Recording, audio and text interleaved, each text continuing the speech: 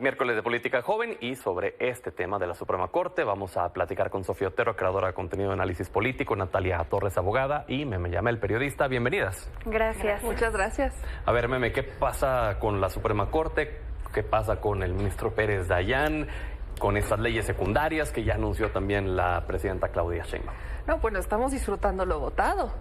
Al menos millones de mexicanos. Y yo sé que no todos, pero la mayoría sí estamos disfrutando lo votado. Fue un acto de congruencia lo que hace Pérez Dayán con las sentencias que ha emitido en el pasado.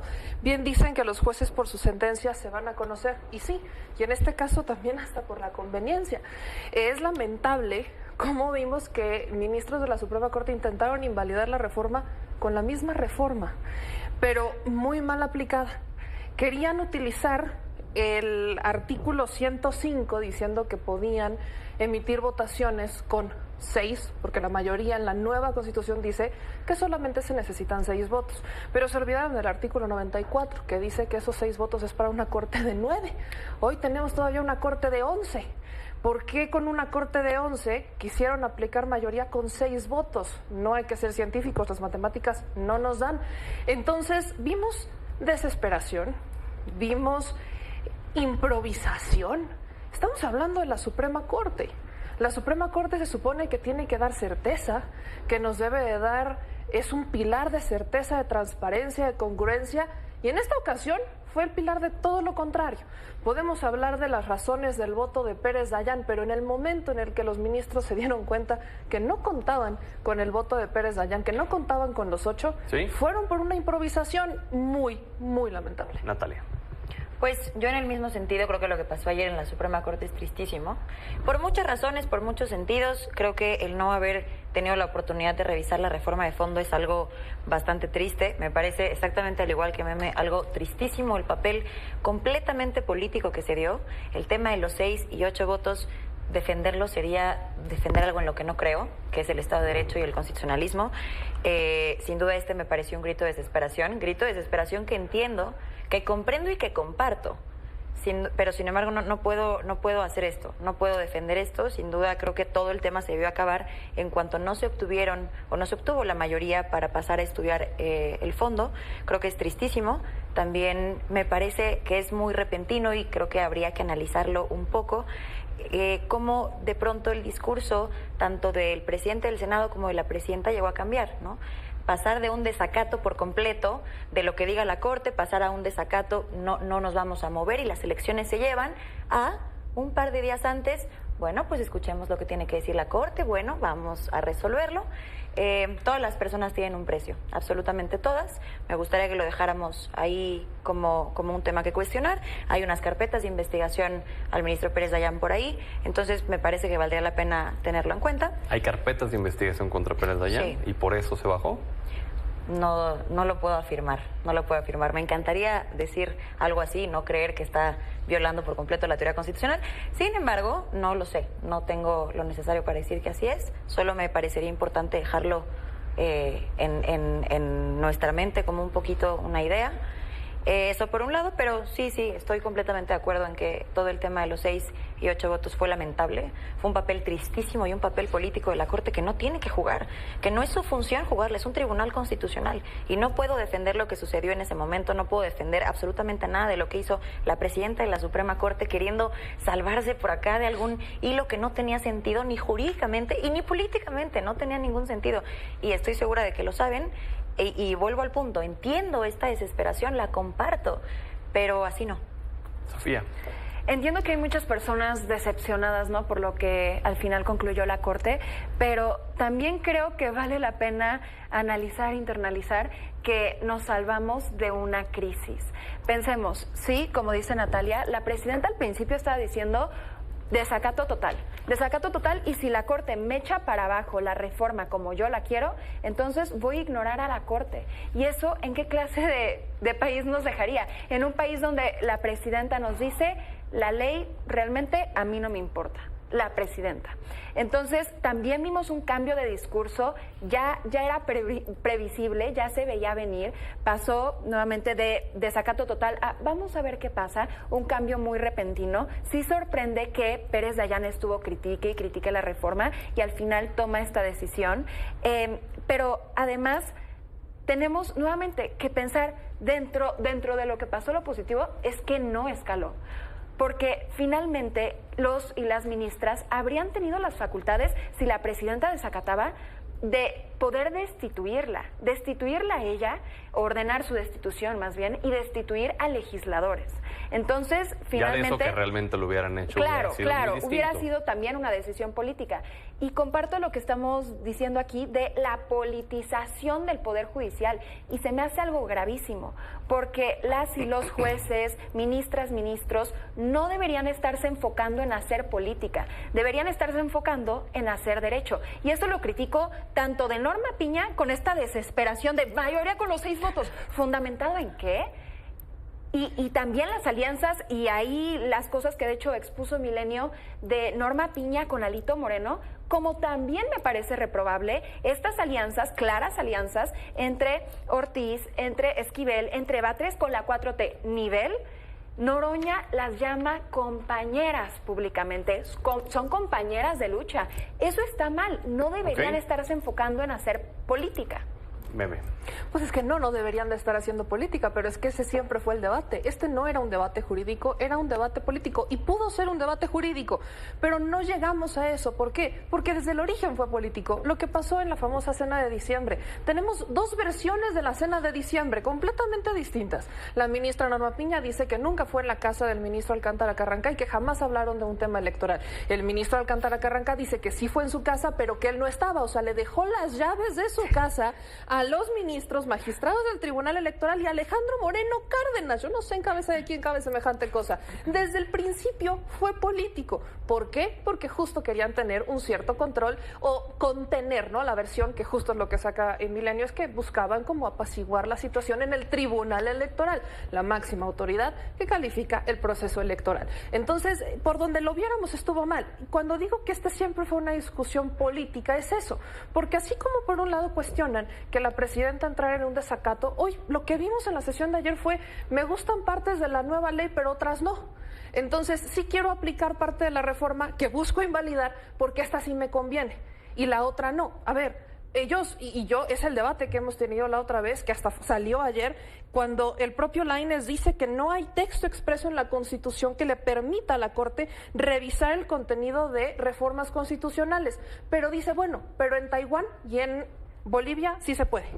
Taiwán y Perú sí se puede. Ajá, pues qué padre por Taiwán y por Perú, me parece maravilloso, estamos en México. O cuando sacan estos otros ejemplos donde nos dicen que sobre el constituyente de 1917, que ese sí es el constituyente. Ah, ok. Y los de ahorita, o sea, nosotros no. O sea, tenemos que revivir al constituyente de 1917 porque ese sí tiene validez para decirnos qué quisieron decir en la Constitución. O sea, vimos que fue una discusión política, y cuando se convirtió en una discusión política es porque ya no había argumento jurídico. Entonces, sí les gustan partes, pero otras no. Se volvió un tema de conveniencia. Decía Pérez Dayán ayer que le parecería una insensatez combatir una insensatez con otra, Natalia. Es muy curioso que le pareció una insensatez ayer. Pero durante todo este proceso, durante toda la propuesta, el principio o las participaciones de los puntos legislativos y tal, ahí no era una insensatez, ¿no? Fue una insensatez el día de ayer. Y partiendo de un principio de buena fe, creyendo que no tiene absolutamente nada que ver y que posiblemente esta práctica, bastante priista, por cierto, de Morena, de vente abrazo a 2 senadores del PRD, ven abrazo a Yunes, Cintia López Castro, es una práctica muy del PRI que, bueno, ya es muy morenista, ¿no? Todo Morena tiene a este prismo puro y de antaño. Quiero creer, imaginemos que eso no existe, imaginemos que verdaderamente él dijo voy a cambiar por completo mi criterio, pues está bien. Creo que tocará adaptarnos a lo que está y creo que una gran diferencia entre esto que está pasando es cuando una institución no nos da la razón, como algunas otras personas, no queremos eliminar la institución, ¿no? Habrá que tener una forma de adaptarnos a esto. Al final ya es texto constitucional.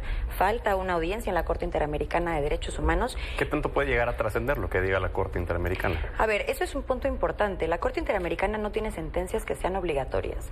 Emite recomendaciones al Estado mexicano y, dado que todas las llamadas de atención internacionales a México no le han importado en lo absoluto, pues la realidad es que podría México decir, padrísima. Hay quienes dicen que lo de ayer era la última esperanza y que ya luego de lo que pasó ayer, pues ya la lucha está perdida y que ya no hay nada que hacer. Creo que yo estoy en un punto medio. Con el tema de la reforma judicial expresamente, sí creo que era la última instancia, ¿no? Faltará una audiencia en materia internacional y vamos a ver cómo se resuelve. No es obligatorio. Emite recomendaciones. Por supuesto que las recomendaciones pueden implicar a países a observar qué es lo que está pasando en México y que entonces sean esos países los que Pero decidan. no pueden intervenir. Por supuesto que no. Hay un Por principio supuesto de que no. soberanía. Entonces, solamente serán recomendaciones. Yo creo que no es que se muera la esperanza, porque dentro de lo que tenemos podemos seguir haciendo una lucha, ¿no? Faltan los OCAS, falta la eliminación de organismos constitucionales autónomos, faltan muchas cosas de las que podemos hablar. Sin embargo, me parecería importante. Pero esta lucha en específico ya se perdió. Yo creo que sí, y no es que se haya perdido. Yo creo que lo que toca ahora es adaptarnos. ¿Fue jaque mate? Fue un muy bello momento de congruencia y de victoria para el pueblo de México. No sé si jaque mate, pero híjole, no, después de ver todo lo que ha hecho la Corte, después de ver lo que han hecho los jueces, yo me espero eso y muchas cosas más. Creo que todavía falta la implementación, viene todavía un debate con el Instituto Nacional Electoral, esos 13,000 millones de pesos por una elección se me hace completamente irracional. Entonces creo que viene toda esta otra parte de cómo llegar al proceso electoral. Ya estamos en eso. A mí me encantaría ver que se sumaran, que se escucharan propuestas para enriquecerlo, para hacerlo mucho mejor, pero no vemos una oposición por ahí. Sofía. Hoy en la mañana, en la conferencia de la presidenta, vimos cómo ella básicamente apapachó al ministro Pérez Dayán por esta decisión. Si esta decisión era simplemente lógica, coherente y parte de su trabajo, eso no tendría que suceder, no tendría que ser apapachado, agradecido por la presidenta, la mujer, la persona más poderosa del país. Se puede entender entonces que pues sí respondería a quizás ciertas presiones. También es interesante como dice la presidenta, qué bueno que no se dio a presiones de la oposición y pues termina siendo algo irónico porque quizás, no podemos asegurarlo, ¿no? Pero quizás también este cambio de postura radical, de repente él se iluminó y cambió su postura, podría responder precisamente a lo que ya hemos mencionado, a un modus operandi en el que el expresidente López Obrador dijo con el voto de Yunes, bueno, es que el fin sí justifica los medios, ¿no? Interesante también porque tenemos a la presidenta Claudia Sheinbaum que dice, no, el fin no justifica los medios. En particular estoy tomando esa frase porque en el caso de la detención del Mayo, el fin no justifica los medios. Entonces, bueno, tampoco mucha congruencia ahí. Y finalmente, yo creo que lo preocupante aquí es la politización, reitero, del Poder Judicial. Y eso es lo que vamos a ver con esta reforma y eso yo creo que es lo que más preocupa, porque algo que tenemos que recordar es que las personas por las que vamos a votar no va a ser un proceso completamente democrático, porque no vamos a poder votar por quien queramos, van a ser personas preseleccionadas por un comité avalado. 3 comités de evaluación. Bueno, 3 comités avalados finalmente por la 4T, digamos, de forma sencilla, entre comillas. En 2, ¿no? En uno es el del Poder Judicial.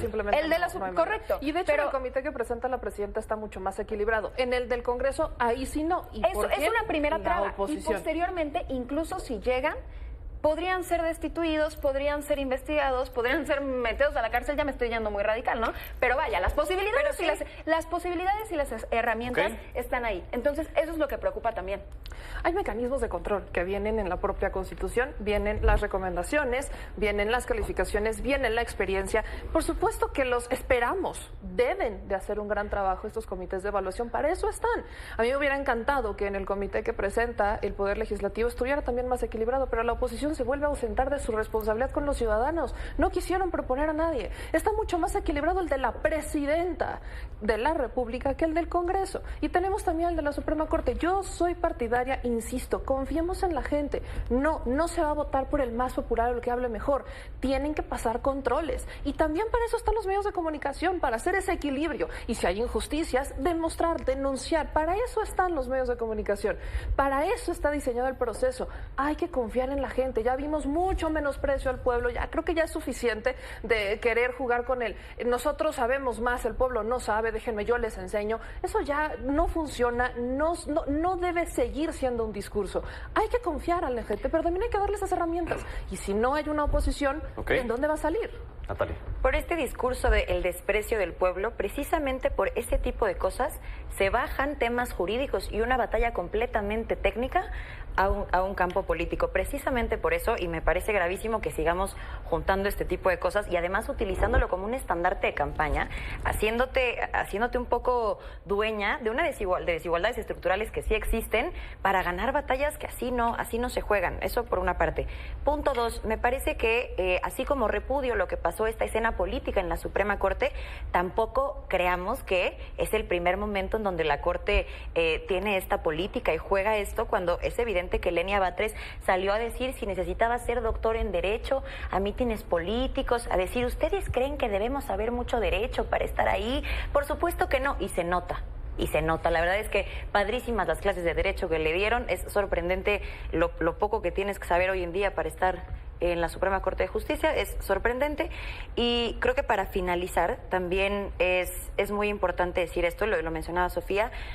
Los comités están muy mal planteados. Todo en esta elección está mal planteada. 13,000 millones de pesos en una elección. Totalmente irracional. Completamente irracional. Y sobre todo que guarden este discurso con disfrutando lo votado. ¡Wow! ¡Qué bueno que 13,000 millones de pesos en una elección te parezca racional bajo estos fines! Unos segundos para responder si quieres y luego pasamos con Sofía y finalizamos. Por supuesto que estamos disfrutando lo votado y estamos en contra de los 13,000 millones. No estamos de acuerdo con eso, entonces podemos hacer las dos cosas.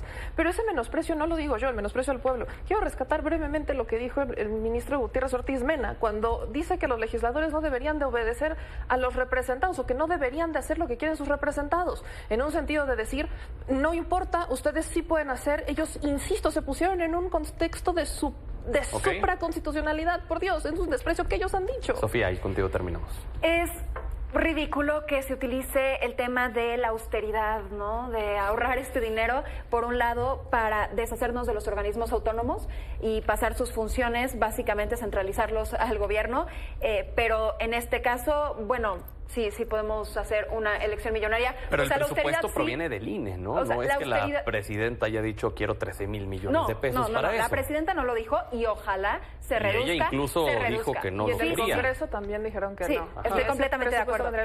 Pero si solo en Ciudad de México vas a seleccionar 1,155 candidatos, ¿cómo se pretende hacer esto mucho más pequeño? No tiene sentido. Sí va a costar más que la presidencial porque va a ser de mayor magnitud. Son más candidatas, más candidatos. Y finalmente, algo que me parecía muy positivo de la reforma es que decía que las y los aspirantes no podían tener lazos partidistas. Y ya comenzamos a ver cómo, por ejemplo, en particular, Ortiz, Esquivel, Batres están presumiendo que son de la 4T para ser votados. Ridículo. Pues seguimos platicando de esto la siguiente semana, si nos lo permiten. Gracias por haber estado con nosotros.